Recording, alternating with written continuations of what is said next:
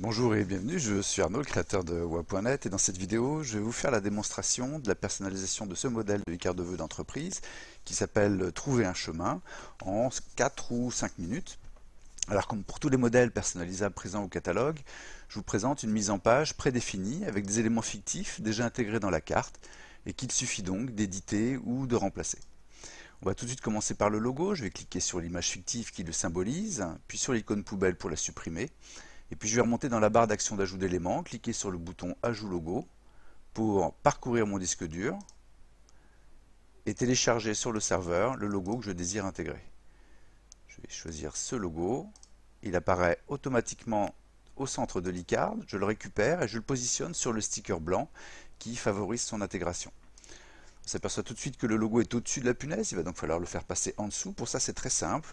Dans la petite palette d'outils qui lui est associée, vous allez cliquer sur le bouton Placer en dessous autant de fois que nécessaire. Voilà, mon logo est désormais sous la punaise. Ensuite, je vais lui affecter la même rotation que celle du sticker. Et enfin, je vais le redimensionner de façon à avoir des marges blanches équivalentes tout autour. Si jamais vous aviez un logo dans un format vertical, je vais tout de suite en télécharger un pour l'exemple. Je vais prendre celui-ci. On s'aperçoit tout de suite que ça ne convient plus, vous avez alors deux options, ou bien vous effectuez une rotation à 90 degrés du sticker existant, que vous redimensionnez légèrement, que vous repositionnez ainsi que la punaise, et puis je place le logo par-dessus et j'effectue les mêmes opérations que tout à l'heure, je le fais passer en dessous la punaise, je lui effectue une rotation et je le redimensionne. Si jamais ça ne convenait toujours pas, vous pourriez éventuellement supprimer le sticker blanc, remonter dans la barre d'action d'ajout d'éléments et cliquer sur le bouton Galerie Images, puis la catégorie Sticker Post-it, et dans cette galerie, vous sélectionnez un sticker dont les proportions sont proches de celles de votre logo. Je vais prendre celui-ci, et puis je juste les dimensions, la position, je fais placer tous les éléments par-dessus, et je redimensionne mon logo.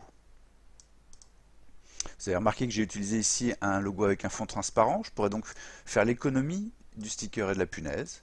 Je peux les supprimer, et puis je repositionne mon logo à l'emplacement suggéré. Et si jamais vous désirez un logo avec un fond transparent et que vous ne disposez que d'un logo avec un fond blanc, vous pouvez utiliser une petite fonction de détourage. Je vais télécharger un autre logo pour faire cette démonstration de détourage. Je vais prendre celui-ci. Et avant toute opération, et notamment de redimensionnement, vous le sélectionnez, puis vous cliquez sur le bouton Édition avancée de la petite palette d'outils. Ensuite, sur l'onglet Luminosité, Contraste, Détourage, j'active la fonction de détourage et je positionne le niveau de transparence entre 0,05 et 0,10.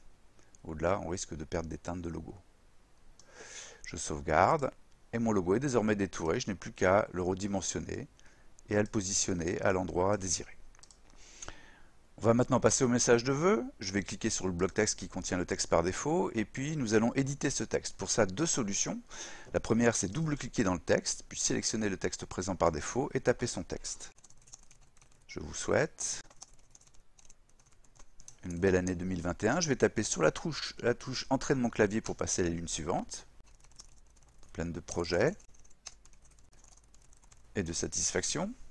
Si jamais vous étiez en panne d'idées pour votre message de vœux, j'ai rédigé pour chacun des modèles présents au catalogue une série de messages qui sont accessibles juste en dessous de l'e-card dans l'onglet Exemple de message.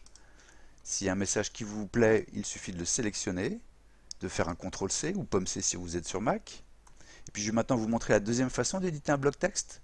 Vous êtes aperçu que lorsqu'on le sélectionne, il y a une petite palette d'outils qui lui est associée qui s'affiche. Et dans cette palette d'outils, il y a un bouton Éditer qui ouvre un éditeur tout simple dans lequel on peut taper du texte ou en coller comme dans le cas présent. Pour le coller, je vais donc faire un CTRL-V ou POM-V. J'ai désormais le texte que j'ai sélectionné dans la liste qui apparaît et puis je repositionne mes différents blocs texte pour soigner mes alignements. Ici, on a un deuxième bloc texte qui fait office de signature. Je vais le supprimer pour vous montrer comment on ajoute un bloc texte. Pour ça, c'est très simple. Il suffit de remonter dans la barre d'action d'ajout d'éléments, de cliquer sur le bouton Ajout texte et taper le texte désiré. En l'occurrence, ici, je vais retaper mes prénoms et noms. Évidemment, pour ce modèle, puisque le bloc texte prénom et nom était déjà disponible, il suffisait d'éditer. C'est juste pour vous montrer comment on ajoute du texte. Je vais maintenant affecter à ce bloc texte les mêmes caractéristiques de police que celles du message de vœux. Donc on a la police Joséphin sans light en taille 18 et en noir à 100%. Je récupère mon bloc texte, je sélectionne la police dans la liste suis en taille 18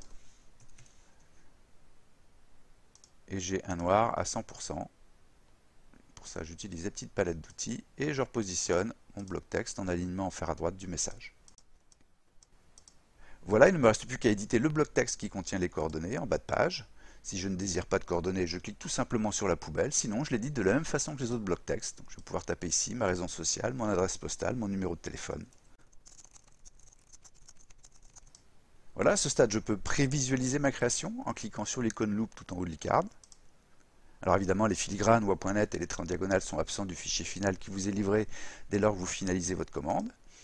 Et puis si je suis satisfait de ma création, il ne me reste plus qu'à cliquer sur le bouton Ajouter au panier pour finaliser ma commande. Si jamais je veux faire d'autres essais, je peux sauvegarder cette création en cliquant sur l'icône disque. Je vais la nommer Créa 1. Et je peux désormais, sans crainte, faire des modifications pour créer une nouvelle version. Alors ici par exemple, je pourrais chercher à décliner certaines teintes de mon logo sur le millésime. Donc, je vais prendre un orangé, comme ceci. De la même façon, je peux éventuellement changer la police ou la teinte du titre. Ici, je vais les conserver. Je pourrais réduire peut-être la taille. Donc, ici, j'ai affecté la taille 36. On va descendre encore un petit peu. On va descendre à 32. Là, je vais mettre la même taille, 32. En tapant, c'est encore plus rapide. Alors, je veille toujours à bien aligner mes différents éléments. Je pourrais décider de changer la mise en page, déplacer le 2021 ici, redescendre un petit peu le message, comme ceci. Je veille à un alignement au bord à gauche, et puis je redescends un petit peu mon logo, mon message, comme ceci. Je pourrais en rester là, ou je peux même éventuellement rajouter un visuel. Ça pourrait être par exemple une photo. Donc, je vais la télécharger à l'instar des logos.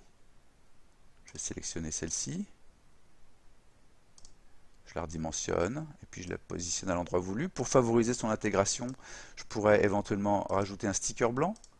Je vais prendre un format un peu carré. Je vais lui affecter une rotation pour accentuer l'effet de montage. Puis je vais le faire passer en dessous la photo. J'affecte la même rotation à ma photo. Et puis j'ajuste la dimension pour avoir des bords de taille raisonnable, comme ceci. Je pourrais en rester là, ou je pourrais même rajouter une punaise ou un scotch, une image de fixation. Ici, je vais opter pour une punaise. Alors, soit je joue la carte de la déclinaison graphique de teinte et je prends par exemple une punaise épingle orange, comme ceci, qui rappelle les orangés du millésime et du logo. Ou alors, une punaise laiton qui irait aussi très bien. Celle-ci, je la positionne en la faisant déborder un petit peu pour toujours accentuer l'effet de montage. Voilà, je vais sauvegarder cette deuxième création, je vais la nommer Créa 2. Et je peux désormais naviguer entre mes différentes créations en cliquant sur l'icône Charger une création ici.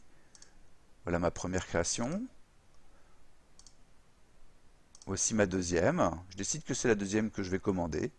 Il ne me reste plus qu'à cliquer sur le bouton Ajouter au panier pour terminer ma commande. Voilà, vous savez tout pour bien personnaliser ce modèle de carte de vœux. Merci beaucoup pour votre attention, bonne création et à très bientôt sur wa.net.